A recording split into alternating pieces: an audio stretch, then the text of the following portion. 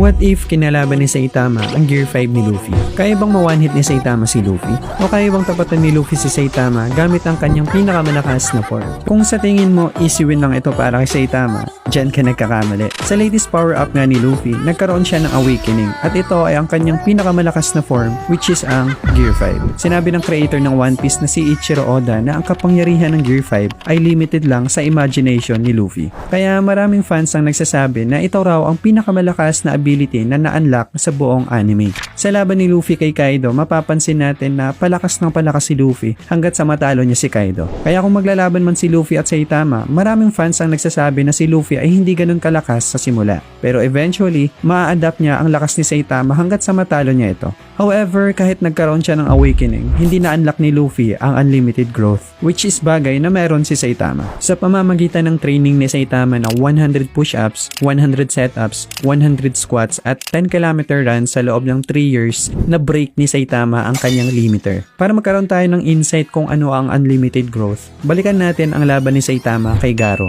Si Garo ay isang tao na gustong maging isang monster. Dahil sa kanyang kagustuhan na mangyari ito, nahulog siya sa darkness. Nung naging monster na nga si Garo, naglaban sila ni Platinum Sperm. At ang kanilang movement ay fraction lang ng seconds. Meaning, ang kanilang bilis ay counted to 200 times faster than light. At nung napunta si Garo sa presence ng God na sinasabing creator ng lahat ng bagay, nag-offer ito kay Garo sa kanyang kapangyarihan at ang kailangang gawin lang ni Garo ay hawakan ang kamay ng God. Pero hindi sumang-ayon si Garo dito at sinampal niya yung kamay ng God. Pero even ang konting paghawak ng kamay ni Garo kay God, nagresulta ito ng kababalaghan. Nung bumalik na si Garo sa Earth, hindi na siya isang monster, kundi isang God. Tinalo ni Garo ang lahat ng malalakas na heroes at winasak niya rin ang core ni Genos. Nakita ito ni Saitama at dito na siya nag-all out. Inatake niya si Garo gamit ang kanyang napakalakas na Serious Series, Serious Punch. Para makasurvive, nag-decide si Garo na kopyahin ang atake ni Saitama. Sa sobrang lakas ng atake nilang dalawa, nawasak ang lahat ng stars sa radius na ito. Basically, ang kanilang lakas ay kayang bumura ng multi-galaxy. Nung bumahinga din si Saitama, nawasak niya ang buong Jupiter.